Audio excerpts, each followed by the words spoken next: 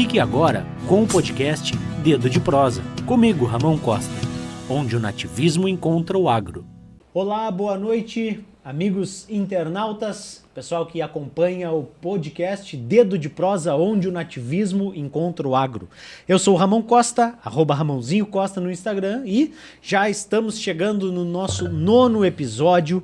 Quem não me conhece, eu sou apresentador e locutor na Rádio União FM e também agora com este novo projeto, quase encerrando a primeira temporada, está passando voando. Estamos gravando em uma noite gelada de agosto, aliás, uma noite gelada de setembro, entramos em setembro já. E hoje comigo um especial convidado diferenciado, vai ser uma entrevista bem diferenciada, porque este, de todos os convidados que passaram aqui, é um convidado que eu conheço muito bem, que eu conheço há 34 anos. Já te convido a seguir a nossa página, Rádio União FM Oficial, no YouTube. Deixa um comentário, deixa um joinha, um like. Olha só, vim até machucado aqui, então deixa um like sem machucado. Comenta aí se tu tiveres alguma dúvida. Depois eu vou respondendo cada um de vocês com toda certeza. Todos os comentários, desde o primeiro episódio, eu respondi todos. Pode voltar lá e dar uma conferida. Se tu ainda não assistiu os outros episódios, sugiro que assista, pois eles estão colocados de uma maneira muito descontraída, trazendo várias informações curiosas, pertinentes e bem informativo. Dedo de Prosa Podcast, edição número 9, com o senhor Ramão Jesus Marques Costa, o Ramão Filho, porque para quem não sabe, eu sou o Ramão Neto, o senhor meu pai. Boa noite. Agora eu fiquei numa sinuca de bico, não sei se eu chamo de seu Ramão, como muitos chamam, não sei se eu chamo de pai, vai ficar meio esquisito aqui, mas se tu me permite ainda, falaremos sobre o maior bibliógrafo de cultura gaúcha, o maior homem que escreveu sobre gauchismo, sobre regionalismo, sobre a nossa história, a nossa gente, costumes e o nosso folclore, João Simões Lopes Neto. Esta é a conversa de hoje, colecionismo, antiguidade, mercado das pulgas e principalmente João Simões Lopes Neto, com um homem muito preparado para falar sobre isso. Então, pai, te apresenta para o pessoal aí. Seja bem-vindo ao podcast Dedo de Prosa. Boa noite. Para mim é uma honra incrível estar aqui, não só participando de um tema tão lindo como esse, simoniano, sem falar na presença do meu filho e da nossa querida área de estudos e pesquisas, que é a história rio-grandense, a história onde temos esse grande ídolo, né, que é o Simões, e outros tantos que a gente poderá conversar a respeito. Bom, aí agora não sei, vou te chamar de pai, fica mais natural, né? Para não ficar. Eu gosto de uma comunicação natural. Tu sempre me elogiou no programa União Nativa que eu não faço um personagem, que eu me comunico do jeito que eu falo mesmo, valendo. Eu acho que pro podcast ficar legal, eu não vou te chamar de seu Ramon, vai ficar esquisito. Né? Se tu me chamar de pai, eu te chamo de filho. Se tu quiser me chamar de filho, porque eu sou Ramão Filho, tu é Ramão Neto, eu te chamo de pai, porque tu é Ramão pai da Lorena. Eu já sou pai da Lorena. Então fica ao teu gosto, fica à vontade, sinta-se à vontade. O pai é ímpar, é uma figura, uma figuraça. Bom, tá, vou te chamar de pai então. Pai, vamos lá. Gaúcho, pelotense, o homem que tem uma visão importante do que é ser gaúcho, uma visão que o Fabinho, né, o Fábio Castro, que já esteve aqui no programa, também tem uma visão diferente, né, do ser gaúcho. Mas tu, guri, pequenininho, eu gosto de abordar sempre o início da jornada dos seres que eu entrevisto aqui. Então, é o teu início, assim, criança, onde nasceu, onde se criou, primeiros contatos com o gauchismo, com a tradição e depois com a parte das antiguidades. Tá bem. Para mim é um assunto muito importante, né? Como é que surgiu o gauchismo na minha vida, porque eu sou filho de um pai melhor que o teu. Para te ter uma ideia do gauchismo do meu pai, ele tinha uma unha do dedão rachada ao meio, ao comprido, de uma pisada de touro. Então, tu imagina o que é isso no gauchismo, uma pisada de touro que deixou a unha rachada o resto da vida, né? O pai era filho do meu avô, que tinha uma cancha de osso em Bagé. A cancha do Cerro Partido, que existe o prédio até hoje, na Rua da Matriz, era no centro.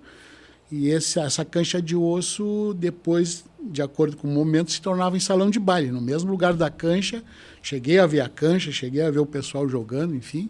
E era no centro de Bagé, que é a Rua Conde de Porto Alegre. Uma cancha de osso que vira baile é um troço gaúcho mesmo, valendo.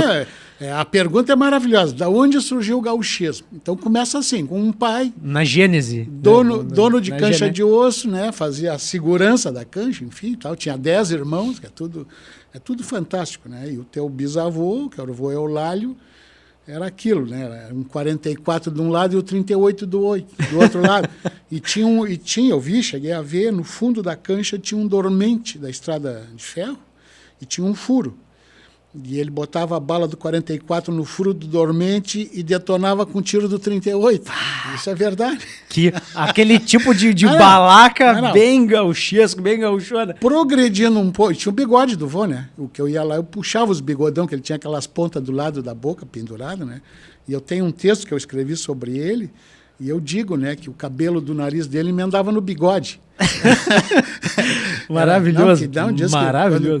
Quando o gaúcho tem cabelo nas ventas, é outro nível, né?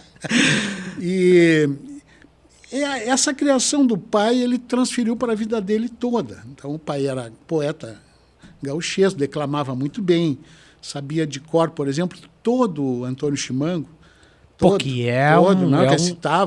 Recitava muito o Lobo da Costa.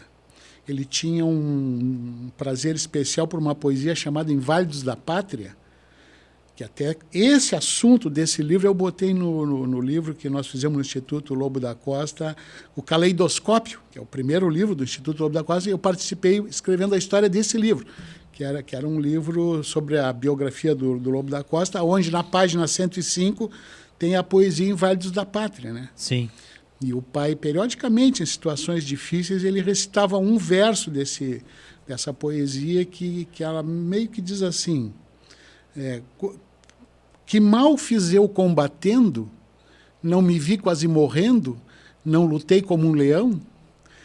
É um verso que o pai citava quando estava numa situação complicada. E tinha de cabeça, de cor salteado, ele declamava todo, né? Que legal. E a história desse livro é incrível, esse livro da história do Lobo da Costa, porque depois ela fez uma volta na minha vida, cabe até contar, mas está no livro do Instituto lá.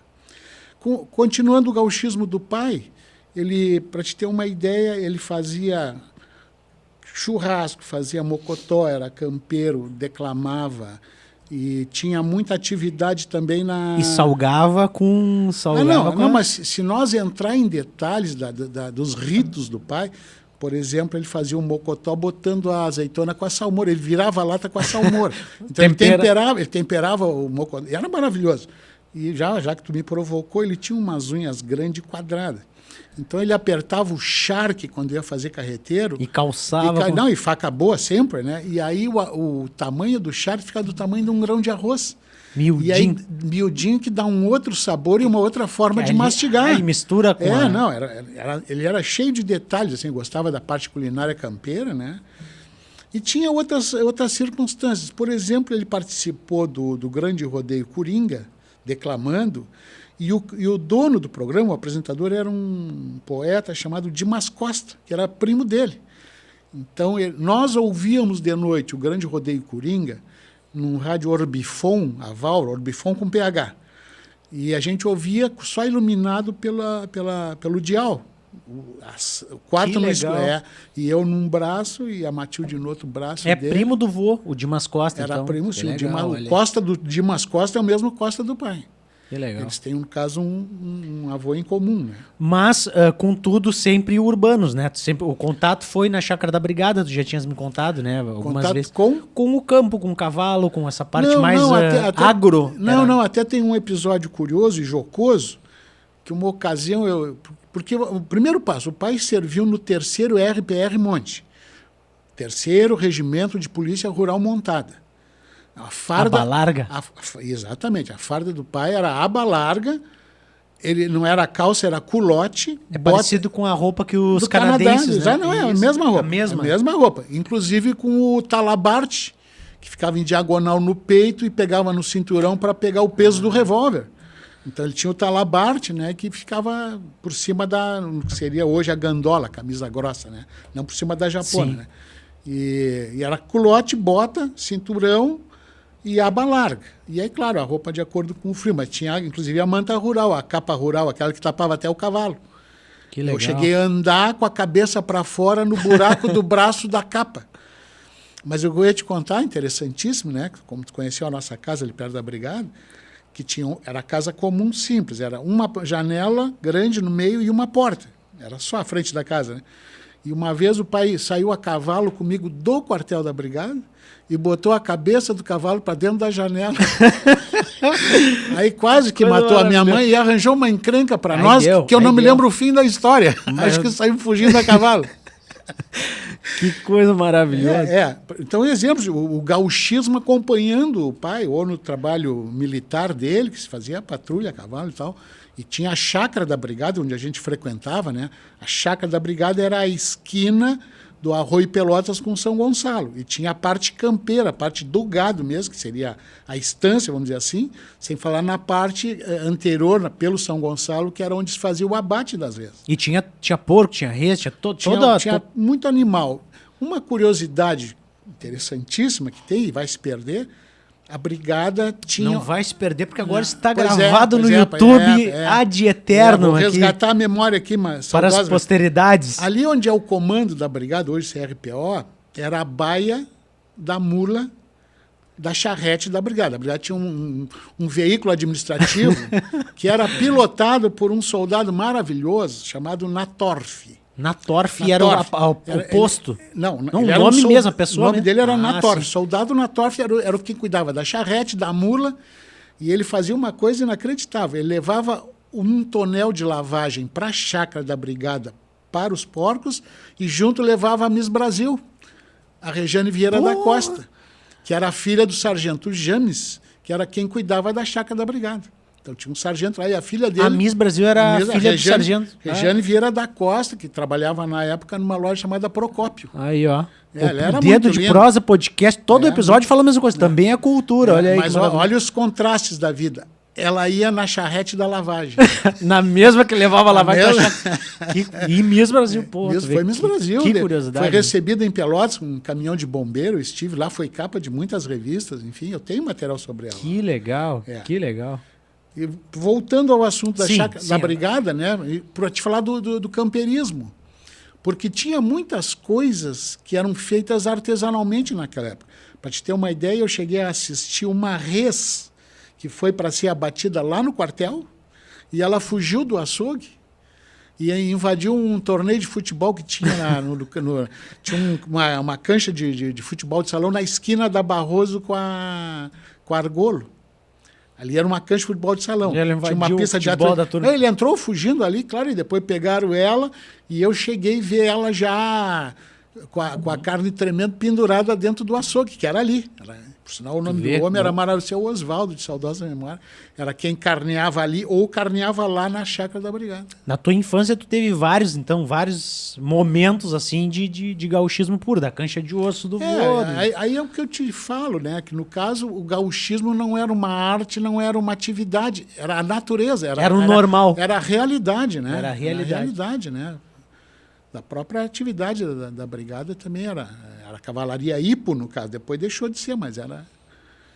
E e aí já desde pequeno também tu via, já estava ali plantada uma sementinha de gostar de livros e antiguidades e coisas assim, porque o vô tinha alguma coisa também.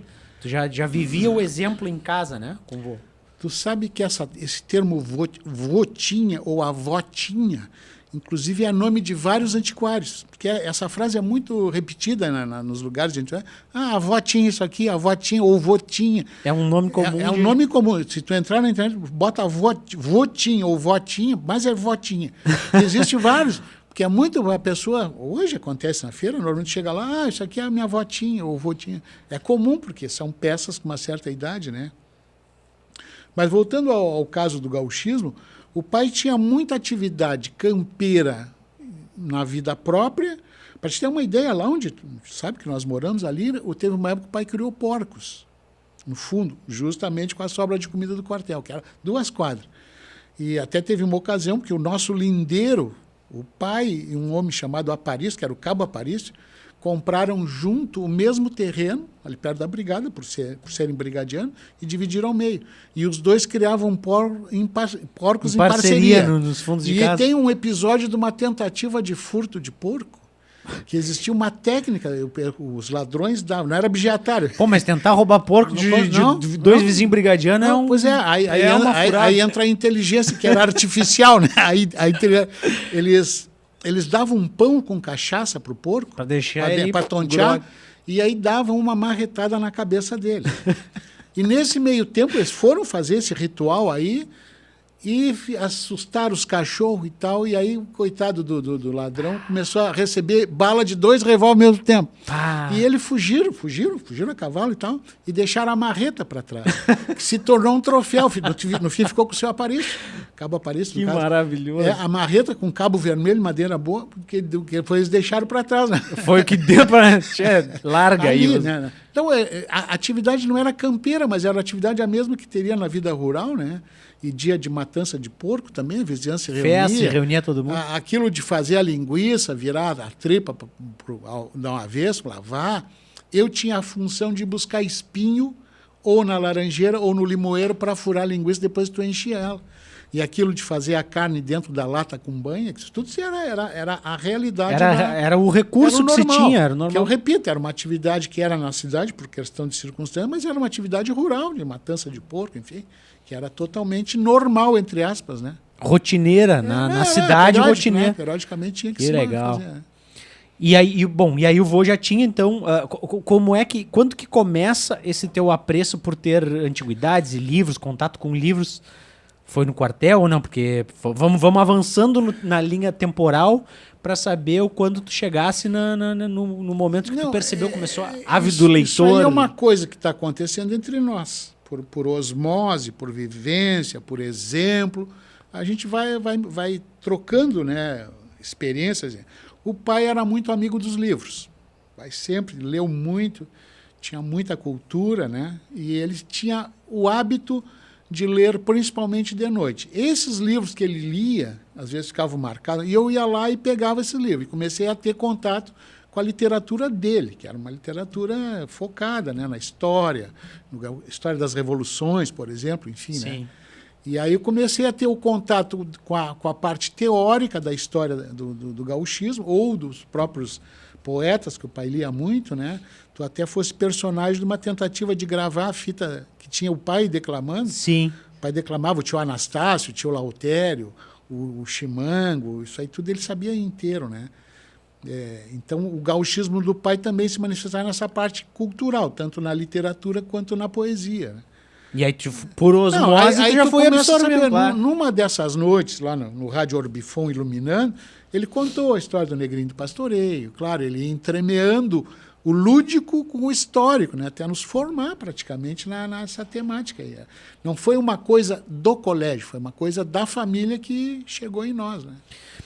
Dá para se dizer, depois tu fostes fazer o NPOR, servir, tu foi laranjinha, né? Quem morava no quartel. Não, aí tu deu um pulo grande na história, não, né? Mas para te perguntar, não tem problema. Para te perguntar sobre se, por exemplo, tu tinha horas que tu ficava lendo para passar tempo, para te distrair, alguma coisa do tipo ou não? Não, é o contrário. Quem gosta de ler se torna leitor inveterado. No meu caso, se eu não ler alguma coisa antes de dormir, eu nem não pega durmo. no sono. Se eu ir no banheiro e não tiver nada para ler, eu pego um rótulo de garrafa, porque senão não acontece nada. Então, o leitor é que nem o fumante. Né? Se tu não fumou ali, tu fica inquieto e tal.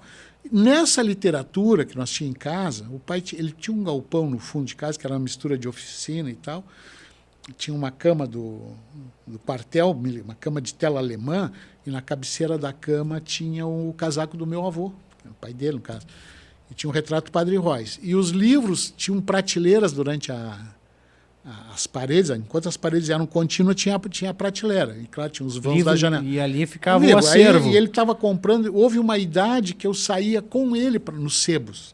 A gente passou a frequentar sebo. Na saída de domingo, sábado, a gente ia.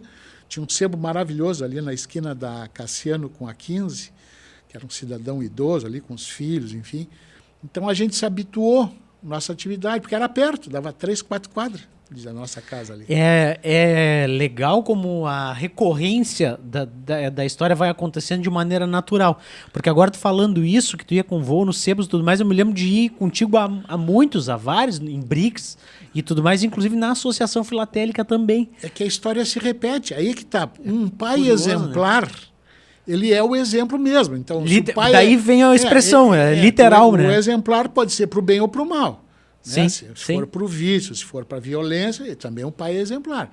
Nesse caso aí, a influência do meu pai foi ler e se interessar muito por história. Porque a história também é uma, entre aspas, uma cachaça, vamos dizer assim. Quem estuda a história vai botando pedrinhas num mosaico que no fim redunda numa imagem maior, uma imagem global, que é a noção que a gente tem do eixo dos tempos. Então a gente estuda um pouquinho o que foi a Revolução Francesa, o que foi a Guerra da Cisplatina, e são coisas separadas. Mas no todo vai formar vai fazer o sentido. Vai fazer o painel histórico que a gente tem na posição relativa. Porque quem retrata, por exemplo, o século XIX, retrata como se fosse uma coisa só. Mas se tu analisar, por exemplo, o século XX, da década de 70 para a década de 50, tem muita diferença. Sim. O salto já é absurdo. Não, tinha muita... É como hoje em dia a gente tem uma percepção de como eram, por exemplo, há 20 anos atrás, e tu olha hoje, quando eu era adolescente, ou tu olha hoje, e também os saltos temporais e tecnológicos vão ficando hoje a gente vai usar até um termo chamado exponencial, é absurdamente rápido o tempo de obsolescência dos equipamentos. Hoje, esse rádio Orbifon, por exemplo, vou voltar, nós compramos eles, sei lá, uns 15, 20 anos antes de que nós moramos em Rio Grande, problemas políticos, e mudamos a voltagem dele para 110, porque era Rio Grande, e quando voltamos esquecemos de mudar para 200, aí queimamos. Mas ele duraria no mínimo uns 50 anos com a família, o rádio. E bem cuidado talvez até hoje. Hoje tu pega o celular bom, funcionando, e bota ele fora, porque não tem como abrir para botar outra bateria que está danificada. Ou a memória já não sei o quê, os aplicativos não são compatíveis. Hoje tu bota fora coisas funcionando. Um liquidificador começou a dar problema, tu não manda coisa, bota fora, e ferro e tudo. Por quê? Porque o grau de preço dos produtos em relação ao novo se tornou desprezível em relação à mão de obra do conserto. Sai tão caro tu comprar um do que tu mandar consertar. Então Como a gente tem uma janela de tempo assim, para a gente desenvolver uma série de assuntos, eu vou ir fazendo alguns saltos para chegar no Simões. Vamos fazer um mosaico. Mas, no fim da entrevista vai ter um painel aí, né? Mas aí, te digo, membro da Associação Filatélica, que eu pontuei algumas coisas, que eu ia contigo quando guri. Fala um pouquinho sobre a Associação Filatélica, o que era, sobre o colecionismo, porque duas coisas que eu lembrei de te perguntar hoje. Associação Filatélica, que tu era membro, e eu conheci várias pessoas legais, curiosas, como o Coronel Vante, o Jacó, que é uma figura, né, ímpar, e várias pessoas curiosas, né? Lá na Associação Filatélica, eu mandinho, guri pequeno. E também que a numismática NES, hoje, do Leandro Ness, que tu desse a primeira moeda, né? A primeira cédula, a primeira moeda dele. Moeda de bronze do Império, moeda do Império. E um homem que hoje, né, tem a vida embasada nisso, né? Graças a Deus, né? Então falar um pouquinho Mas aí tu vê que maravilha, temos que voltar no pai de novo. A voz do pai. A voz do pai. Por quê? Porque o pai, ele tinha um malão mesmo, uma mala de madeira grande, que ele guardava as relíquias dele. O que eram as relíquias? Faca, faquinha, facão, canivete, moeda, moedinha, medalha, cinturão, garrucha. Tinha uma tralha que ele periodicamente abria no sol. Abria para combater o mofo ali. Entre as coisas, o pai não era colecionador de moeda, o pai era juntador de tudo. E tinha lá, não me lembro mais se era um latim, um saquinho de moeda, uma moedama antiga. E aquela moeda começou a me fascinar. Então, quando ele... Não só isso, mas a garrucha, que no fim ele me deu uma garrucha 320, que eu dava tiro lá na Chácara da Brigada, ele começou a me dar coisas. As moedas, eu peguei um monte de moeda zinabrada, oxidada, não era uma coleção, mas ali despertou o dom do colecionismo no caso de moeda, que é dos primeiros, né? Eu tive outras coleções no início da minha vida, por exemplo, eu colecionei... Tinha umas caixas de fósforo chamado Paraná, e a tampa da caixa, a frente dela era um passarinhos coloridos, maravilhosas pinturas. Então tu colecionava todos o que tu imaginava de vinha. Então a coleção tinha, sei lá, 40, 50 pássaros diferentes. Um exemplo de coleção que eu comecei espontaneamente. Sim. Mas as moedas foi influência direta do pai e eu poder começar a manusear e ver. Né? E aí sim, depois de ser o pai o juntador e eu o guardador do que ele juntou, e eu começar a me interessar e organizar... Foi te aprofundando como aí um sim, hobby mesmo. Não, né? é um hobby não. Hoje eu sou um profissional. Eu virei um Não, numismata. na época, digo, na época era um hobby. Na não, época um hobby. Mas, quer ver de novo a janela? A Associação Filatélica era na Cassiano, entre Anchieta e Félix da Cunha ali. Eu passava ali pequenininho, até com o pai e tal, e só entravam homens de terno, gravata, pessoas bem vestidas ali. A gente sabia e aí já que chama atenção porque... chama atenção, mas intimida quem não tinha dinheiro. Tu sabia que ali era um outro nível. Então Deixa eu abrir um parênteses, por favor, te interromper. Não. A Associação Filatélica é um lugar onde se reúnem pessoas de colecionismo de selos, porque hoje em dia muitos que vão nos assistir sequer sabem o que é um selo ou uma carta. Para tu te comunicar com as pessoas antes do advento da internet, do WhatsApp, tu tinha que escrever num papiro, botava no papel, botava no envelope, comprava um selo, porque o selo era o que validava aquele envelope, levava até o correio com o endereço e aquilo ia levar dias até chegar na casa da pessoa. Era assim que havia a comunicação via carta. E aí os selos, cada país, né, os países emitiam selos, seus selos, e aí tinham também as edições comemorativas. E aí tinham infinitas possibilidades, né? Mais ou menos isso. Acertei, errei? Não, acertou tudo, mas vamos complementar, já que tu me provocou nessa temática aí. A filatelia surgiu numa época que não existia rádio, não existia televisão, não existia nada. A pessoa pegava uma invernada, 10 dias chovendo, não tinha nada para fazer. Talvez ler, mas terminou de ler o livro, não tinha mais que ler. E o selo era classificado de várias formas. Existia o papel, tu classificava o papel seda, papel acartonado, papel marmorizado. Tu vê, o selo não era só a peça em si, era a maneira que ele era construído. Existia um aparelho chamado odontômetro, que era de medir a quantidade de dentes do picote. Ah, ele era todo serrilhadinho. Serrilhadinho, e esse número de dentes ali no picote era classificado também. Tinha uma série chamada série da vovó, que eram selos baratos, comuns, eram os mais comuns que tinha, mas era uma combinação entre número de dente, tipo de papel e cor, que era, sei lá, dava quase 200 selos. Só aquela série da vovó, que seria, vamos supor, 10, 20 réis a cada selo. Começou a surgir com o tempo uma espécie, vou dizer, malandragem entre elas, porque o pessoal começou a fazer o selo para vender pela filatelia. Não era o selo que servia para a correspondência oficial.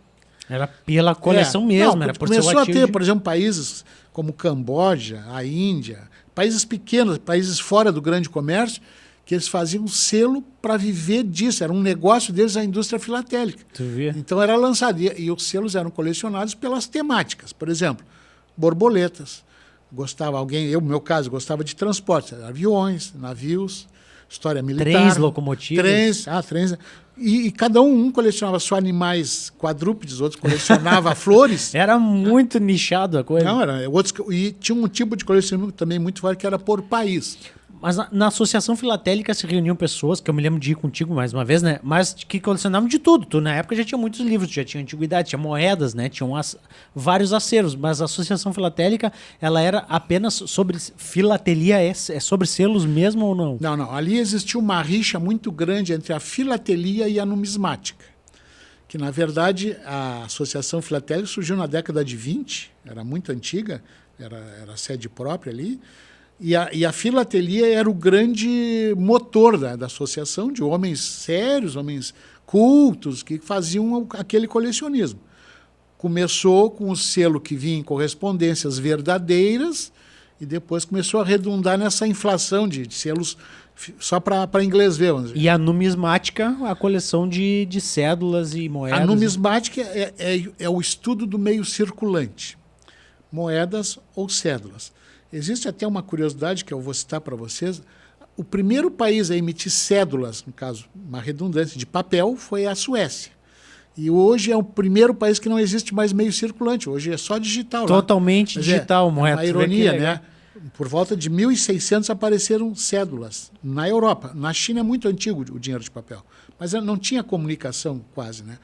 Uma outra coisa bem interessante que aconteceu é que as moedas só começaram a ter data depois de um período.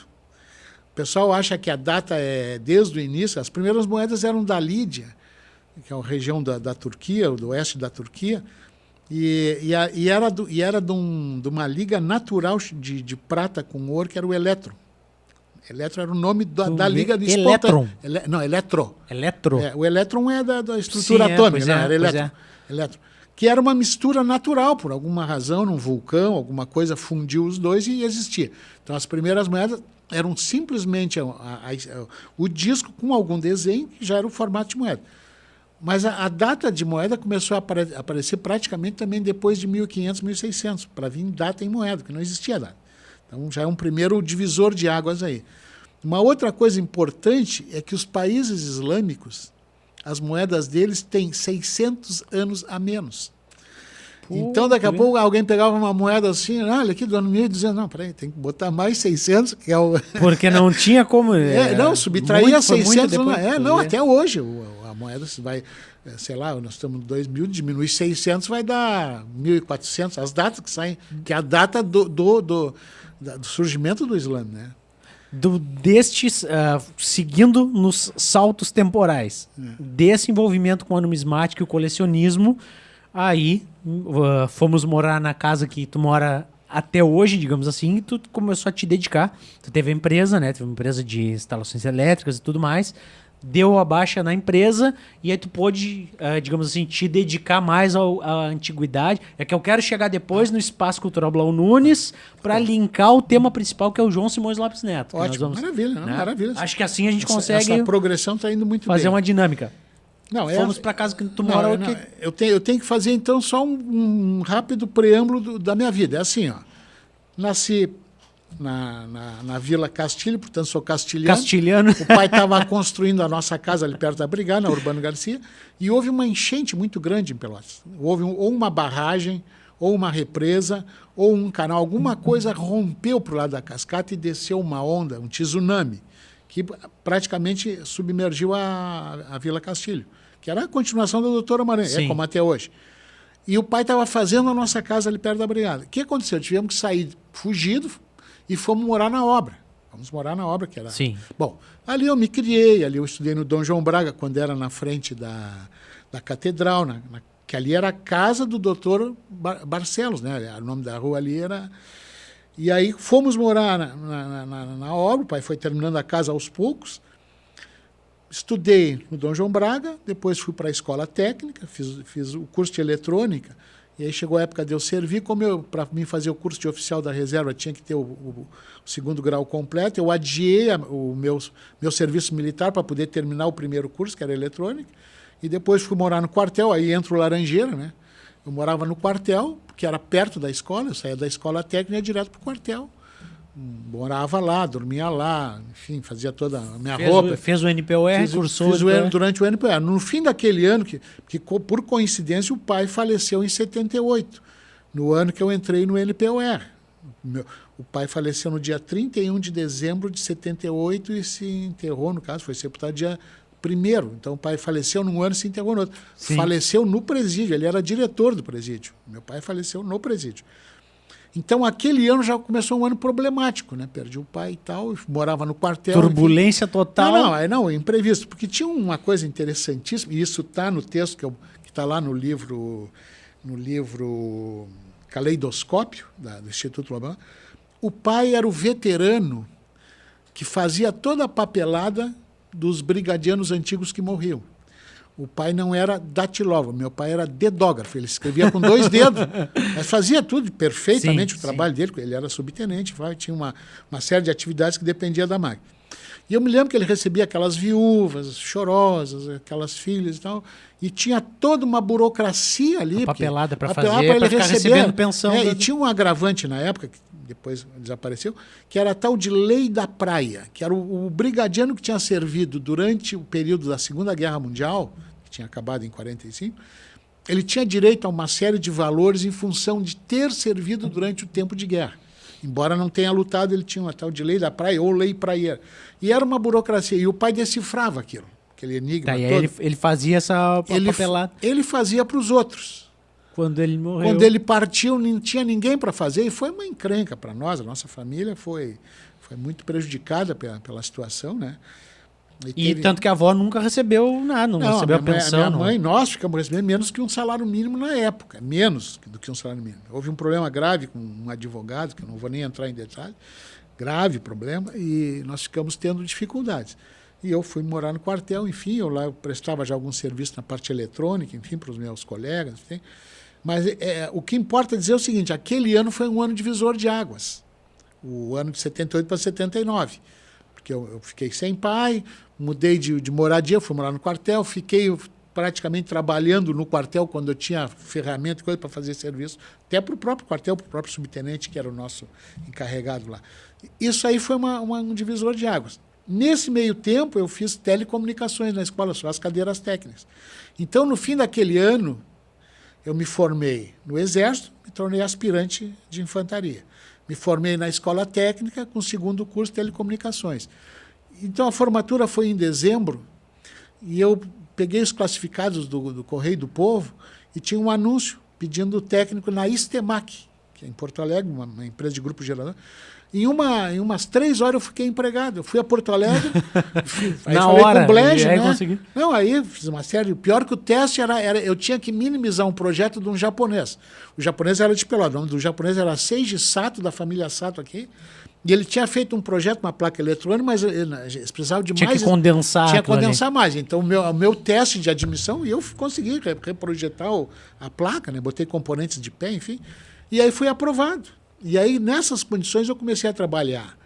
No ano posterior, que eu saí do Exército e saí da escola técnica e fui trabalhar em Porto Alegre. Essa é a situação. Portanto, aí eu fiquei vários anos fora de Pelotas. Porque hoje eu não me lembro mais quantos anos foi.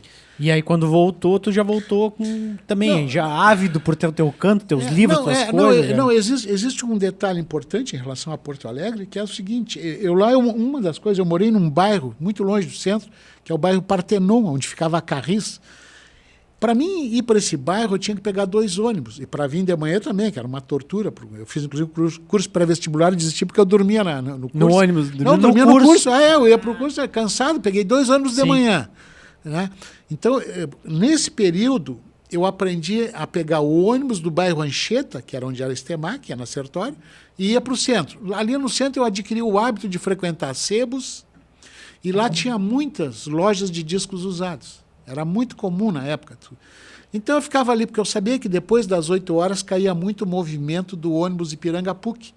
Porque o ônibus que eu pegava para ir para casa depois de estar no centro era o Ipiranga PUC, linha 53, que ia entupido.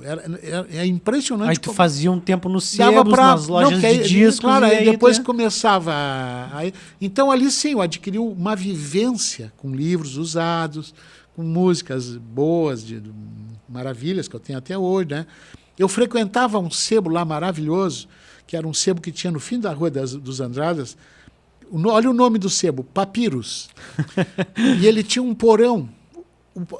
O sebo era maravilhoso, porque era organizado, mas o porão era muito mais maravilhoso porque era desorganizado, porque não tinha organização, eles compravam pilhas e ali ia estocando até organizar. E o meu prazer era achar, né? Tu era uma traça. Não, muitas vezes eu estava ali 3 horas e parecia que fazia 15 minutos. Às vezes me chamavam, olha, nós vamos fechar. Aí eu saía. Então, aí comecei a adquirir livros e discos, né? Que foi o que quando eu vim de Porto Alegre, eu trouxe uma grande quantidade já de livros do meu gosto. Né? E quando... Bom, aí dando mais um salto... Quando tu construiu o galpão ali, onde tu mora hoje, tem um galpão, para quem não sabe, um galpão de 300 metros quadrados, que é o Espaço Cultural Blau Nunes e por muito tempo é um ambiente duplo, nasceu como um ambiente duplo, oficina, né, para tu armazenar teus materiais e o mezanino com a parte da antiguidade, organizado, com prateleiras, livros selecionados por temas e tudo mais. Mas o nome, da onde surgiu o nome Espaço Cultural Blau Nunes? A sugestão do nome. A importância do Simões só cresce para mim. A importância dele como ser, porque eu considero ele um ser que esteve aqui em Pelotas, um ser avançado no tempo. A mentalidade dele era de outra época. Alguns pequenos exemplos. Ele criou em Pelotas o Clube Velocipédico, no século XIX. Clube de ciclismo. Em Pelotas. No século XIX. Século XIX, 1890 e poucos. Ele fazia apologia à natureza, as plantas e as árvores. Mas criou o Dia da Árvore em Pelotas. Tem uma árvore que foi plantada. O Dia da Árvore, ou a Festa da Árvore, remonta ao tempo de Roma Antiga. Em Roma tinha o culto, a homenagem à árvore. E o Simões criou em Pelotas o Dia da Árvore, tinha a Semana da Árvore, existia uma série de eventos. Existe árvore plantada lá na Associação Rural. Que legal, não sabia. Pois é, aí é o que eu te digo. Ele tinha maravilhas de ideias. Quer ver um exemplo de ideia maravilhosa do Simões? Tinha o plano que o Santa Bárbara existia. Eu cheguei a ver o Santa Bárbara com jacarés e tartarugas. Porque a minha mãe ia pagar a conta de luz, que não era CE, era Light and Power, o nome da empresa, que tinha o gerador ali naquele prédio da esquina, na frente dos camelô, ali tinha o gerador tocado a vapor. Para quem tem menos de 20 anos, os camelôs que o pai fala hoje é o Pop Center, era o camelódromo, nós chamávamos assim. Mas foi camelódromo depois que desativaram os resfriadores da CE. Porque a CE usava o vapor na sua caldeira para fazer o gerador gerar e girar, e essa água circulava e como vapor ia lá e condensava. Não, ela condensava. Ali sempre tinha uma chuvinha, porque ela espirrava, e aí tinha umas aletas, tipo umas venezianas grandíssimas, onde a água caindo, a aquela água ia neblina, descendo, e aí o vapor virava água e era reciclado. Então ali era o condensador da CE. Mas exatamente onde está a marca da Ponte do Ritter, que existe até hoje, a Ponte do Ritter, ali era o Santa Bárbara. Eu cheguei a ver o Santa Bárbara com água, e eu subia nas telas, assim, porque tem uma mureta baixinha na Ponte do Ritter, onde a gente via dentro da água jacarés e tartarugas. Ele já estava assoreado, ele já não tinha correnteza, mas ele passava por trás da Santa Casa, passava na cervejaria Ritter, por exemplo, e ia em direção ao São Gonçalo. Tinha várias pontes lá. Eu cheguei a atravessar uma ponte que tinha na frente da fábrica de papel, que era uma pinguela de madeira, e ela era alta, porque passavam barcos por baixo. Mas ali da Semana da Árvore, do Dia da Árvore, nós chegamos no Santa Bárbara e eu perdi o link. Não, mas eu não perdi. Perdi o link. Eu ia te demonstrar ideias maravilhosas do Simões. Tem que ver com esse preâmbulo. Porque ele era um empreendedor, né? Ele criou uma série. Ele era uma mente avançada na nossa cidade. Ele era um ser do outro mundo. Ele fez uma proposta para a prefeitura de dragar o Santa Bárbara com o uso de um cais que ele ia fabricar, e aonde os plantadores de hortaliças iam entrar de barco e vender ali. No Santa Bárbara, ia criar um canal mais... Ele ia dragar, ele ia limpar o canal, né? Para ter para poder navegar, porque aí os barcos iam entrar, iam estacionar ali, como era em Rio Grande. Quando eu morei em Rio Grande, onde é a Ilha dos Marinheiros hoje, que se planta todo tipo de hortaliças e legumes, eles iam de bote, de barco até o mercado de Rio Grande. Já era uma mente à frente disso, você estava pensando... E ele queria fazer em Pelotas, por alguma razão misteriosa, porque uma coisa que caracterizou o nosso querido Simões é que ele era pé frio. Ele se meteu em vários empreendimentos e tudo deu problema. Tudo. Perdeu muito dinheiro. O Visconde da Graça, que era o avô dele, foi um dos homens mais ricos do Império. O Visconde da Graça emprestava dinheiro para o Império. E emprestava dinheiro pro Império. Pro Império. E o que aconteceu? A herança que o Simões herdou parece uma redundância, ela foi totalmente usada em experiências, assim, tem várias tragédias. Cigarros marca diabo, uma indústria de tabaco. Esse assunto é maravilhoso. Foi uma das poucas coisas que deu certo no Simões. Eu acho que é a única. Porque ele conseguiu, durante muitos anos, manter a marca, né? No Espaço Cultural Blau Nunes tem uma réplica do Cigarros Marca Diabo. No filme do Simões tem crédito para mim, eu emprestei várias coisas para o filme, inclusive a caneta que o artista usa, aquela caneta era nossa, agora está com o seu Fausto, né? Surgiu um novo convidado para ti. Aquela caneta foi usada mais de uma vez nas cenas do filme, e depois o seu Fausto arrematou a caneta, né? Porque como simoniano ele... Dos vários empreendimentos que ele teve, Clube Velocipédico, Cigarro Marca Diabo... Tem pelo menos mais duas curiosas. Ele teve uma fábrica de vidro. E o meu sonho... Eu tenho muitos vidros antigos da Cautes, com bolhas de ar. É um vidro muito rústico. Sim. E uma ocasião eu instalei o CPD, porque a minha firma era de cabeamento de informática. Quando eu vim de Porto Alegre, eu trabalhei com cabeamento, enfim, nós tínhamos uma parceria com a Enil, O Enio vendia computadores, o Enio da Enil, e eu fazia instalação técnica, energia, aterramento, lógica, uma série de coisas. Sim. Essas atividades me levaram a vários lugares e até várias cidades. Mas quando eu trabalhei na Cautes, tinha um rapaz muito bacana lá, que era o chefe do CPD, Centro de Processamento de Dados. E a gente se acertou, se entendeu, conversamos muito e tal. E um dia, quando eu fui passar o cabeamento em certos lugares, que os funcionários faziam, né? Furavam e tal, eu entrei numa sala que era o arquivo morto da farmácia Cautes. E ali tinha maravilhas. Tinha papelama antiga e eu pensei, pá, mas se eu tenho vidro da Cautes fabricado e é do Simões, tem que ter uma nota de venda do Simões para cá, que era o meu sonho, achar a prova que o vidro que eu tenho lá, vários são... A Cautes tinha os vidros que eram da fábrica de vidros do Simões. Não consigo provar, mas eu tenho vidros rústicos, com bolhas de ar. Que muito provavelmente que eram feitos aqui em Pelotas. E esses vidros estão escritos Instituto Cautes.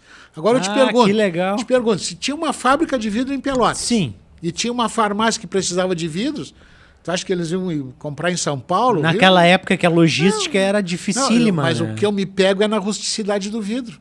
Que não deu certo o empreendimento. E de outros empreendimentos que ele teve? Aí só vou aproveitar essa história da Cautes, que é maravilhosa, como tantos, né? Eu tentei comprar e disse, olha, se vocês vão vender o arquivo morto, venderiam como papel velho, né?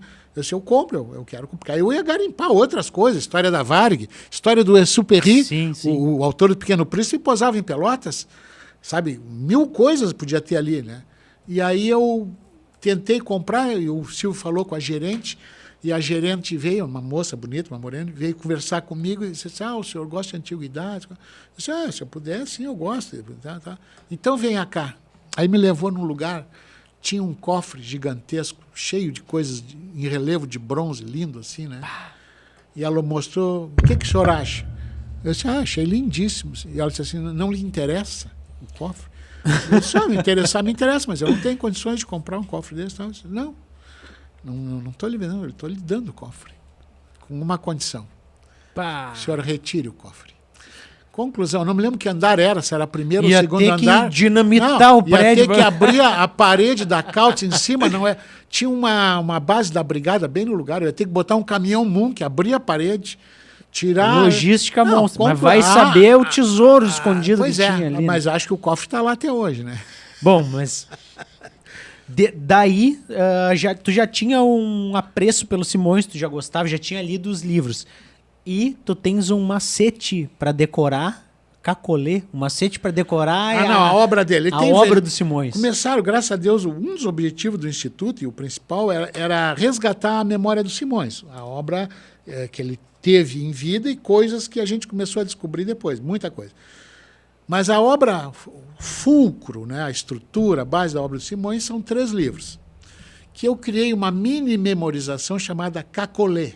E é Cacolê 10, 11 e 13. Ou seja, K de Cancioneiro Guasca, Co de Contos Gauchescos e Lê de Lendas do Sul. Então é Cacolê 10, 11 e 13, quer dizer, os anos. Cancioneiro Guasca, Contos Gauchescos e Lendas do Sul, a bibliografia principal do Simões. É o que deu fama para ele. Aí tem 1000 coisas maravilhosas que ele se meteu, se envolveu. João Simões Lopes Neto é o maior bibliógrafo do gauchismo. Assim, em resumo, um resumo bem grosseiro, claro que dá para esmiuçar muito mais. Mas é o maior bibliógrafo da história gaúcha, dos costumes, tradições, lendas, do folclore regional. Ele participou da União Gaúcha. Ele criou, né, a União Gaúcha. Mas eu já vou apartear um assunto que é do futuro, acho que nessa reunião aqui, nessa maravilhosa reunião hoje, eu vou apartear uma coisa. Eu nunca vi o Simões pilchado. Assim como eu falo que eu nunca vi o seu Andrade dar um grito ou dizer um palavrão. Isso tem que ver com a palestra o que é ser gaúcho. O início, né? O gauchismo. Não, assim como tu está exaltando merecidamente que o Simões foi o maior avatar do gauchismo, ele não tem, eu nunca vi fotografia dele pilchado. E tem um bocado de fotos antigas e coisas. Ele era meio esquivado da fotografia, porque ele tinha um problema numa das vezes, ele tinha um estrabismo no olho esquerdo pro lado de fora. Sim. Então ele sempre... Tem uma foto maravilhosa dele, que ele está deitado e um cachorro embaixo dele, então ele está de perfil. Que ele sempre dava o olho bom para ser fotografado, que era o olho direito. Sim. Ele tinha esse problema de... Isso aí, houve um problema com ele na infância, e aí levaram ele num curandeiro e piorou o problema dele, aquela vista dele. Então, é bem raro fotos dele, na verdade, né? Pelo papel dele na história. Eu peguei um registro aqui da data, porque eu não tinha a data, né? Dia 16 de dezembro de 2016 foi a inauguração da estátua em homenagem ao Simões Lopes Neto, que foi inaugurada aqui em Pelotas. Tem hoje em tamanho natural, uma estátua dele sentado no banco, que muitas pessoas tiram fotos lá, fazem fotos. É um ponto quase turístico de Pelotas, né? Na Praça Coronel Pedro Osório, bem em frente ao prédio da prefeitura, em homenagem à passagem dos 100 anos da sua morte, em 2016. Não, então, agora tu está me dando uma informação nova, um fato, e tu vê que aí existe um sinergismo entre nós. Eu sempre associei que o Dom Quixote, o autor Dom Miguel de Cervantes, e o Shakespeare morreram no 1616, os dois. Ou seja, os dois maiores escritores da Terra morreram no mesmo ano, 1616. E o Simões morreu em 1916. E agora está me dizendo que a data é 16... 2016. Tu vê, aí entra a mística numerológica da coisa. Aí entram detalhes, né, que cabe né? Que legal. E o nome Espaço Cultural Blau Nunes. Hoje o pai tem um Espaço Cultural Blau Nunes. O quadro descerrado pelo secretário de Cultura, Roque Jacob. Roque Jacob, numa data maravilhosa, eu acho que tem que tirar o plástico. Ele era... Vai contando pra nós, por que o nome Espaço Cultural Blau Nunes enquanto eu tiro o plástico? Mas depois eu quero falar desse homem, do doutor... Que o Roque Jacob era livreiro também. Porque um dos raros títulos que eu reivindico na minha vida é de livreiro. Eu acho que quem semeia livros, né, a mão cheias, e esse secretário maravilhoso. Eu quero dar detalhes de como ele era maravilhoso, que o seu Mogar me ligou dizendo que estavam tentando fazer programação com a vinda do secretário a Pelotas e que ele gostaria de conhecer o Espaço Blau Nunes. Eu mentalizei que viria o seu Mogar e um homem, ou talvez duas pessoas, né? Antes, então, deixa eu pedir um outro à parte sobre a cerimônia da celebração do quadro de Simões, foi descerrado lá no Espaço. Personagem, narrador, Blau Nunes. Fala um pouquinho, quem é Blau Nunes para o pessoal que não está em casa, olhando para aquela câmera maravilhosa, e tu vai dar uma rápida aula sobre Blau Nunes. O Blau Nunes é o alter ego do Simões. Ou seja, é a pessoa através da qual ele conta tudo. Tudo está na boca do Blau Nunes. Tudo que ele via nas estâncias, muito provavelmente. Aí o personagem assume uma dimensão humana. Inclusive tem uma frase que está lá no galpão que eu digo, precisamos de mais Blaus. Por quê? Quem era o Blau? Eu tento ser Blau. Quem era o Blau? Uma pessoa madura já no fim, calmo, experiente da vida, com uma visão de mundo, coisa que o Simões é que tinha visão de mundo. Muito gaúcho. Gaúcho de verdade, né? A gente calcula que o Blau foi um personagem que com 17 anos ele estava na Batalha de Ituzaingó, que foi a batalha para a Argentina, onde nós perdemos o Uruguai, né, na Guerra da Cisplatina, né? Então, naquela ocasião, em 1827, o Blau tinha 17 anos e ele foi para a luta com um tio dele, que morreu no combate. Inclusive, é verdade que nessa batalha que houve inclusive fogo amigo. O Brasil atirou na sua tropa por erros de cálculos e etc. E quem comandava era um tal de Barão de Barbacena. E aí, em função desse erro, dessa tragédia que houve, do fogo amigo, a Argentina diz que ganhou, o Brasil diz que ganhou, os dois se retiraram. E aí o primeiro conto é o Blau sozinho no campo de batalha. O primeiro conto gauchesco é o Blau sozinho no campo de batalha. Ele surge... Estou tentando me lembrar o nome do conto aqui. Tu vê, que legal. O Anjo. Bom, mas virá. O Blau Nunes, então, teve um quadro descerrado. O Espaço Cultural Blau Nunes foi capa do Diário Popular 2 vezes. Vou mostrar para o pessoal de casa aqui. Ó. Nesta imagem aqui é o Roque Jacob, secretário de Cultura do Estado. E eles descerraram um quadro do Simões aqui. João Simões Lopes Neto está lá. Sim. Na subida. Até hoje, quando eu subo no mezanino, eu bato continência. Capitão da Guarda Nacional, né? Prestem atenção que ele está em cima de um jugo. O jugo é a peça que se coloca na cabeça do animal para fazer tração, mas o jugo é diferente da canga. E não está aqui por um gauchismo, também por um gauchismo, mas por causa do teu conto favorito. Não, eu ia chegar lá, justamente, eu ia chegar. Para mim, a obra máxima do Simões foi o conto O Boi Velho, que ele começa o conto dizendo assim, é bicho mau o homem. É ele lindo, desenvolve o tema. Lindo e triste. O muito boi, bonito. o boi ele leva a estocada da adaga e pensa que é a picana que está querendo que ele caminhe, né? E ele vai morrendo, sangrando e tentando botar a cabeça no jugo. Não, e cumprindo a sua tarefa até o fim. Não, né? aí entra a ingratidão. Sim, as pessoas sim. que mataram ele para tirar o couro. É muito lindo. Leiam a bibliografia, é uma bibliografia acessível. Vocês vão se enriquecer de linguajar gaúcho, porque todo o vocabulário que ele usa, tanto no Cancioneiro Guasca, o Lendas do Sul e o Contos Gauchescos, todo o vocabulário usado ali é um vocabulário gaúcho e urbano e regional da época. Isso aí, quais os anos dos livros? 10, 11, 13. 1910, 1911 e 1913. Cacolê. Nunca mais vou esquecer. Até rimou. Tu sabe que eu conheci um homem aqui em Pelotas que dizia Vancê. Vancê. E contra a capa da Zero Hora também, ó. Uma legítima oficina literária. Um galpão mágico no Fragata. Esse é maravilhoso, né? Eu tenho que voltar no Roque Jacob, porque esse homem é maravilhoso. Uma simplicidade, uma delicadeza, uma educação, tudo. Surpreendente, né? Mas só vou recapitular. O seu Mogar me disse que nós vamos dar uma chegada aí. Tá, imaginei. 2, 3 pessoas. Seu Mogar Xavier também, um dos homens gaúcho do Erval. Um homem gaúcho do Erval. Convida ele para vir aqui. Sensacional, né? Uma ideia. O seu Mogar é tudo de bom. Grande amigo do Espaço Brown Nunes, lá, enfim, não dá nem para... Grande assador. Eu guri aprendi praticamente a assar com ele. Ele fez fogo de chão dentro do galpão quando não tinha chão no galpão. Fogo de chão. Me lembro. Naquela época era areia. No chão do galpão. É maravilhoso. É outro assunto. O seu Mogar foi secretário de Cultura de Pelotas aqui, né? Sim. Por isso que ele ia levar o secretário estadual. E eu me preparei. Aí cheguei na frente assim, quando ele parou o carro preto oficial RS-01. Placa estadual. O carro do Rigoto, que era o governador. Pá! Eu digo, pegaram o carro do governador.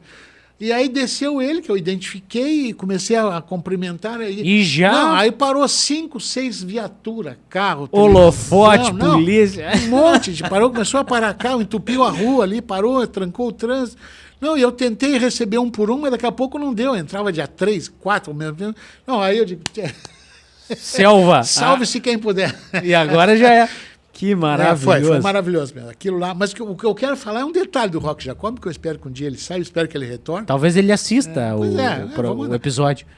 A Mara, nossa querida esposa, né, comprou refrigerante e preparou copos, aquele monte de gente, tudo nosso. Sim. E água gelada e não sei o quê. E eu lá, que o mezanino é perto do telhado, é perto do céu, calor, é mais quente. calor. Perto do sol, ali, que é onde estava o quadro, estava e tal o quadro até hoje, né? E tal, e aquele calorão, porque é 9 de março, o aniversário do Simões, e aí descemos ali, o secretário, vamos tomar uma água? Vamos. Aí quando nós chegamos na mesa assim, tinha vários copos usados e canecas com refri, né? E eu estava procurando um copo limpo. Mas ele pegou qualquer um usado, com o resto ali, e não... Botou aí fica bonito, né? Mas essa simplicidade também é uma coisa gauchesca, né? É gauchesco. Aí é que eu me refiro, né? O desapego dessa... A simplicidade, a singeleza. Eu tenho uma frase lá no meu galpão, entre muitas, que eu gosto muito de frases. Uma das frases é, o chique é ser simples. Né? Porque o mais simples é o mais universal. Se tu ir a qualquer tribo lá na Sibéria, lá no Tanganica, qualquer lugar... É o autêntico, é o simples. Quando começa a sofisticar e criar uma série... Perde a originalidade. Vai perdendo a naturalidade, vai ficando uma coisa... Né? Dos muitos fatos curiosos que aconteceram no galpão, e aí muitos eu testemunhei, muitos, inúmeros, né? Eu vivi lá boa parte da minha vida. Por enquanto eu ainda tenho mais parte de vida vivendo lá do que fora de lá, por enquanto, né? Essa chave um dia vai virar, mas... Tu trouxesse aqui um disco porque ele simboliza um produto que é muito comercializado no mercado das pulgas, um produto que é muito comercializado, tu, né, vende no galpão e tudo mais, mas é um disco, e esse disco tem história, e é o disco gaúcho. Vou mostrar pro pessoal aqui. Fala um pouquinho da história desse disco. Essa história, tem muitas histórias. Aqui para contar a história não tem... Ele é grosso e pesado, ele é um Esse 78 rotações. Esse é um disco de 78 rotações, é um disco para gramofone. Eu tenho lá centenas de discos de gramofone, porém, este aqui é um exemplar maravilhoso dos discos que foram gravados em Porto Alegre em 1912, na Casa Elétrica, por iniciativa de um empresário chamado Savério. O que acontece é que eu, por ter muitos discos de gramofone, o filho do Fogaça, que eu não estou me lembrando o nome, Fogaça, que foi prefeito de Porto Alegre e foi meu professor no curso pré-vestibular lá, o filho do Fogaça tem uma empresa chamada Panda Filmes. Tá. E que estava, na época, resgatando a memória da Casa Elétrica. E soube que eu tinha discos e foi me perguntar se eu não tinha discos gaúchos. E eu tinha vários. Só que ocorre que eu tinha também um gramofone. E pela primeira vez eles ouviram um gramofone tocando um disco gaúcho, que por sinal era uma música tocada pela Banda da Brigada. Eles estavam fazendo filme e nunca tinham escutado um disco tocado no gramofone. Existe um documentário hoje sobre a Casa Elétrica, de Savério Leonetti, está aqui a capa do disco, que eles fizeram uma maravilha. Para quem está nos assistindo em casa, o LP é diferente, ele é mais fino, mais leve. E outro material. Esse disco aqui ele é bem duro, ele tá trincado, inclusive ele é bem pesado. Ele é de goma laca ou de baquelite, depende. E é 78 rotações, 78, ele gira em outra velocidade que o LP, né? E ele não tocava eletronicamente, ele tocava mecanicamente. É uma agulha dura. É uma relojoaria que faz ele girar em 78 e uma agulha mecânica que vibra um diafragma. E aí passa por uma corneta. É sensacional, é uma experiência sensacional. E até só a título de curiosidade, não tá, uma foto que aparece as cornetas de gramofone. Não veio não aqui, tem, né? Não tem. Tá noutra foto. Mas o gramofone em si era uma maravilha, né? Uma tecnologia fantástica, só de mola e engrenagens, né? Vamos falar um pouquinho do Instituto Simões Lopes. O Instituto Simões Lopes, hoje aqui em Pelotas, ele está situado na casa onde viveu João Simões Lopes Neto. Ele é um museu ali da vida do Simões. É maravilhoso, que lá é fantástico. Tu fez parte aí desse início da arrancada, tu, a Paulo, o seu Fausto, o seu Mogar, essa turma toda, que nós chamamos de simonianos. Sim. Seu Mário Matos também. Maravilhoso, Mário Matos. Uma pessoa sensacional. Fala um pouquinho do Instituto. O Instituto teve essa nobre missão de resgatar a obra do Simões. Foi detida em tempo a compra e venda daquele imóvel, talvez para fazer algum edifício, não se sabe. E foi tombado, foi convertido com o apoio do prefeito, que era o Bernardo, né, para fazer o prédio do Instituto, que está lá hoje. Essa obra em si redundou numa coleta grande de material, de várias procedências. Tem maravilhas hoje que se resgatou e que estão lá, como acervo, né? E também proporcionou o local para vários tipos de apresentações da obra. Tem um auditório lá onde se celebra o prêmio 300 onças, é muito legal. Sim.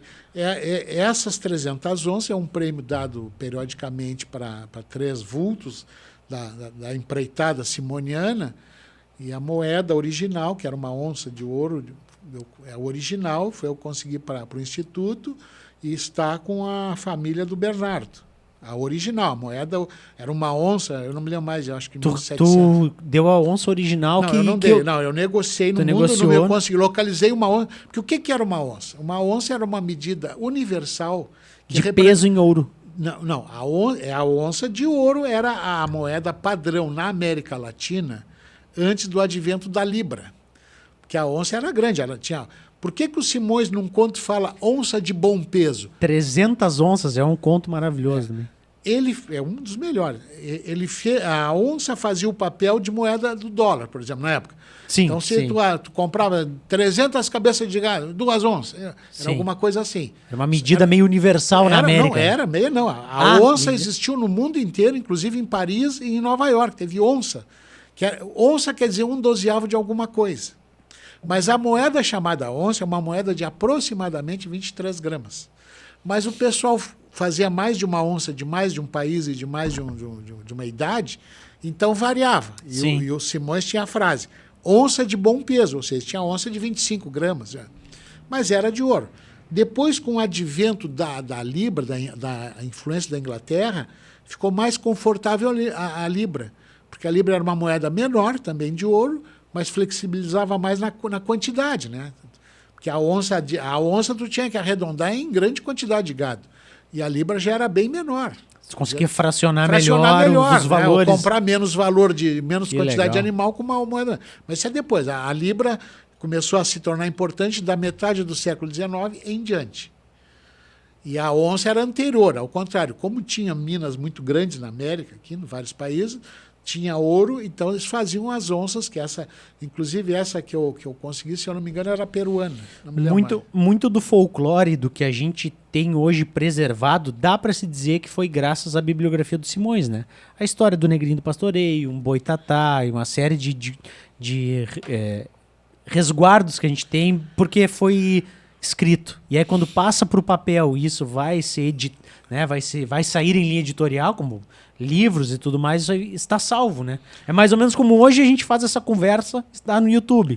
Então fica salvo pro resto da vida, enquanto existia a plataforma, né? Existe um escritor na história do Alegrete chamado Luiz Araújo Filho, que é conhecido por Laf. Luiz Araújo Filho, Laf. E ele fixou no papel, antes do Simões, a lenda do Negrinho. A do Negrinho em específico. Que a lenda do Negrinho era também uma coisa universal. Não tinha origem, legal. Não tinha proprietário, não tinha autor. Era uma lenda como tantas que existem, né? Eu achei que o Simões tinha sido o primeiro a botar no papel. Não, eu vou traçar um paralelo rápido aqui, mas é que tem um personagem amigo nosso, que é Fausto. A lenda de Fausto, que o Goethe fixou no papel, assim como ela era universal. Ele existia em várias culturas e vários povos. Épocas, que o Goethe é quase do final do século XVIII em direção ao século XIX. Mas desde 1500 e pouco tinham lendas circulando do homem que prometeu a alma, que veio buscar. Essa lenda era recorrente. Aí o Goethe fixou de uma forma magistral, literaricamente, que se tornou o padrão. Hoje tu fala em Fausto, tu pensa no Goethe.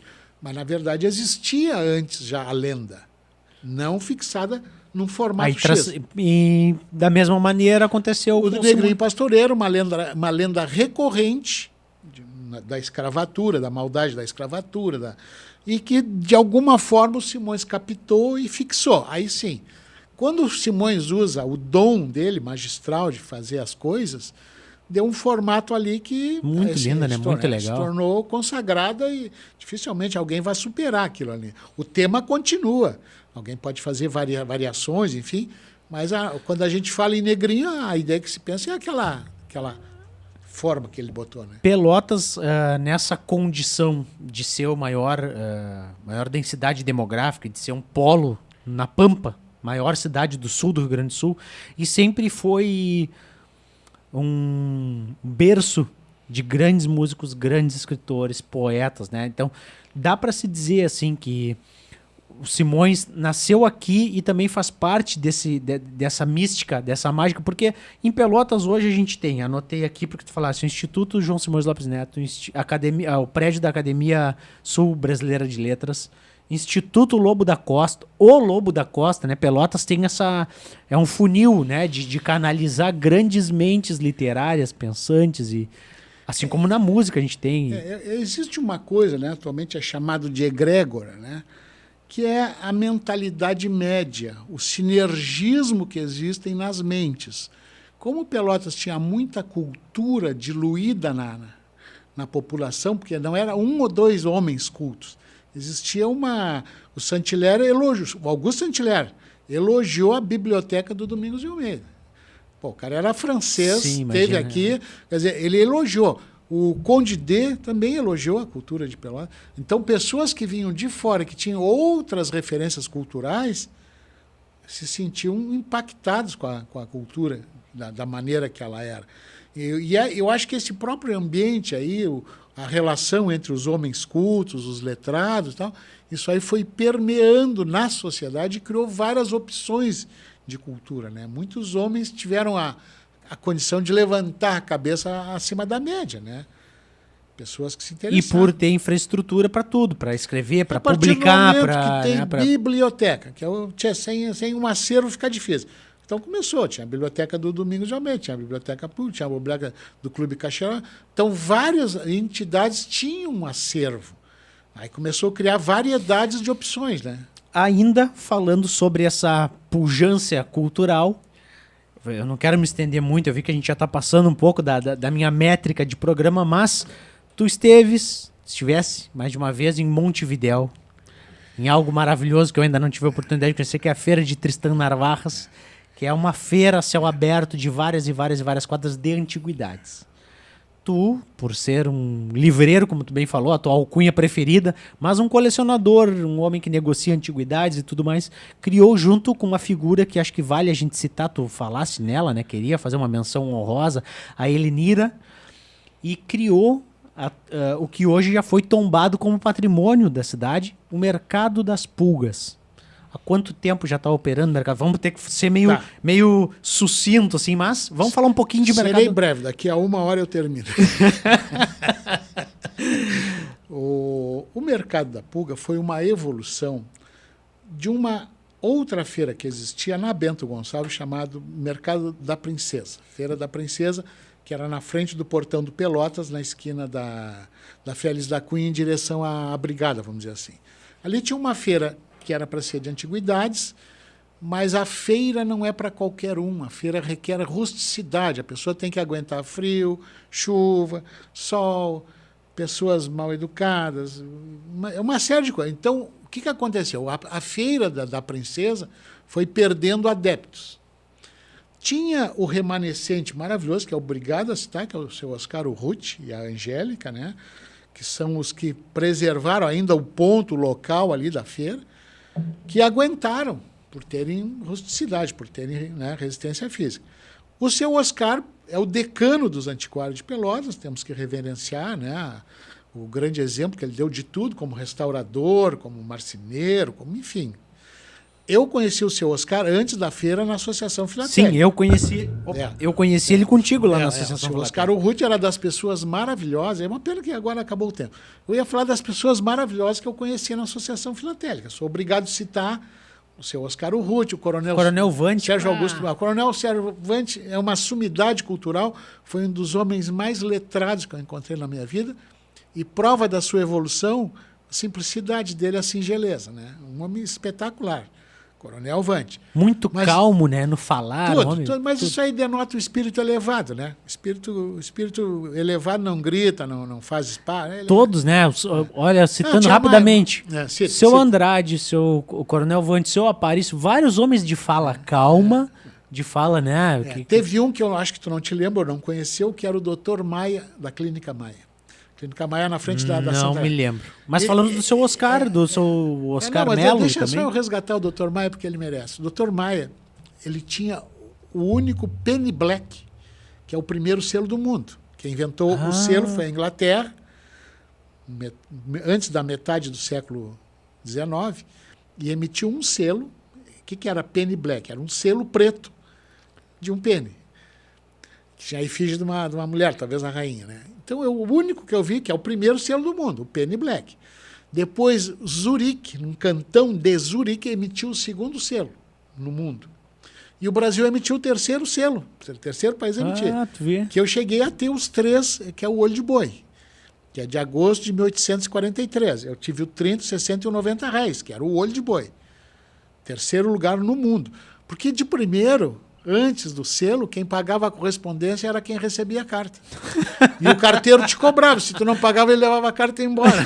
Pô, que troço de joia. Não, e tu ia receber queria ralar o cara, tu mandava um monte de carta pra casa. Tu ia receber uma carta que tu não sabia que ia chegar, e se tu não pagasse, tu ficava sem saber. Aí a Inglaterra inverteu. Quem quer mandar, que pague. Aí comprava um papelzinho lá que valorizava, que dizia para o carteiro que estava pago o transporte. Aí ela viajava, né? Então esse é o... E o Dr. Maia, é pena que não vai dar para me contar um conto que ele me contou, que nós tínhamos uma briga intelectual, doutor Maia. Nós se xingava, brigava por causa de conhecimento. Né? Mas falando das pessoas, por exemplo, da Associação Filatélica, tem pessoas ímpares que todos os sábados tu conhece, dos cidadãos comuns, não só dos expositores. Mas o mercado das pulgas, ele proporciona isso, né? Esse contato com pessoas curiosas e diferentes e tudo mais. Eu preciso rapidamente falar de Tristan Narvaez. Rápido. Eu vi um homem que tinha uma mesinha bem estreita, era uma tábua com um monte de chave velha num canto da mesa e um monte de fechadura e cadeado no outro ponto. Pessoas vinham de casa ou com uma fechadura e ficavam tentando chave ali, ou traziam chave e ficavam tentando os cadeados. Isso é maravilhoso. Isso aí não tem preço. Ficar olhando aquilo ali. Por quê? Porque o Uruguai não fabrica nada de fora industrial, né? Ele fabrica doce de leite, fabricava carne, né? Mas indústria mecânica era tudo importado. Era da Alemanha, da França, da Inglaterra. Então se aproveitava muita coisa mesmo, valendo. Ali a rua Tristan Narvaez é a rua dos antiquários, em Montevidéu. Mas tem transversais a ela e depois tem paralelas a ela. Que também tem os antiquários. Mas ali decai o padrão, mas aí aumenta a coisa inacreditável. Tu vai ali, tu tem um cara com uma lona no chão vendendo meia dobradiça. Meia dobradiça? Meia, só não uma das... Não tem nem porquê. Tá ali é meia. Tu olha assim, meia dobradiça no pano, né, no chão. Por que ele leva? Porque sai. Alguém tem a outra metade da dobradiça. E vai comprar na... Não, mas pode-se dizer que foi um incentivo para criar o mercado das pulgas? Porque... Não, hoje eu estudo todas as... O mercado da pulga é um termo internacional. Era já. Sim, o mercado sim. é milenar, né? Porque os mercados eram os pontos de trocas nas comunidades, nos burgos, né? Que as pessoas falam da burguesia, mas não se dão conta que a burguesia é a evolução do feudalismo.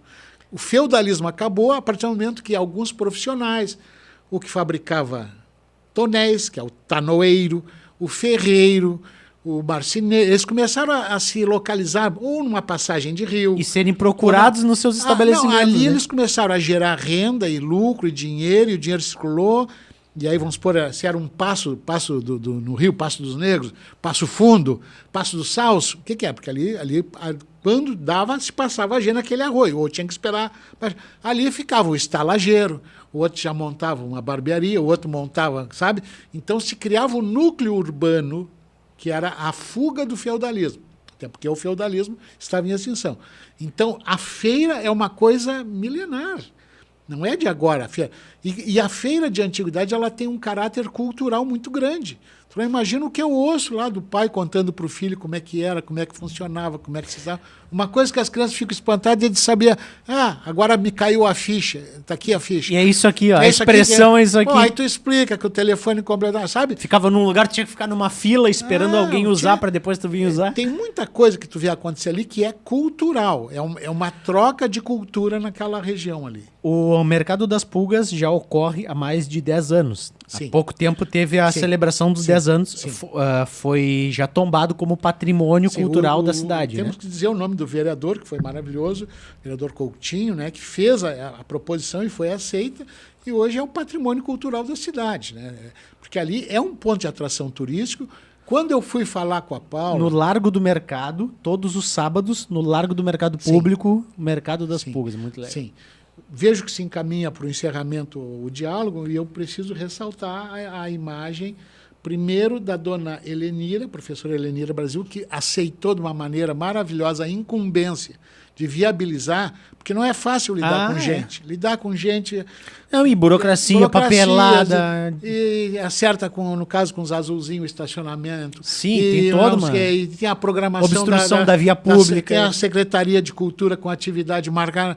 É muito difícil lidar. A esgrima de quem mexe com a papelada é gigantesca. Mexer com papel é complicado, mas mexer com gente é mais complicado ainda. E a feira em si é um cabedal, mas é importante salientar também que é uma fonte de complementação de renda de pessoas maravilhosas, de lutadores, que às vezes estão lá, meu caso, 7 horas da manhã, com vento, às vezes, com sol no verão, com sol a pino no verão. Não é fácil, por isso que tem que ter rusticidade, para aguentar o sol, o vento, o frio, né? Aturar as malas sem alça. Tu não perguntou o caso curioso que... Sim. vamos estender mais um pouquinho, vamos lá.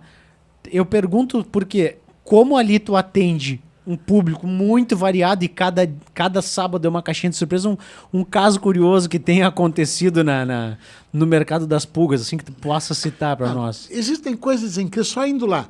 Tem um tipo de cliente meu que é amigo, todo mundo é meu amigo lá. Eles me ligam para me xingar quando eu não tô.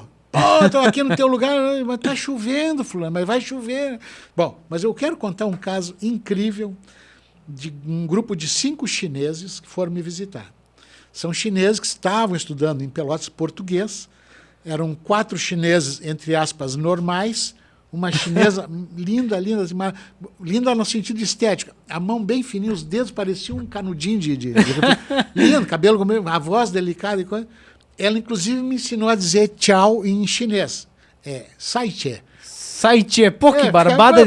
Pra gente falar uma barbada. Não, e quando ela foi embora, eu chamei ela. Sai tchê. Eu sabia, agora não sei o nome dela. Mas o que eu quero falar é do de cabelo verde. Tinha um chinês de cabelo verde, mais falante deles em português.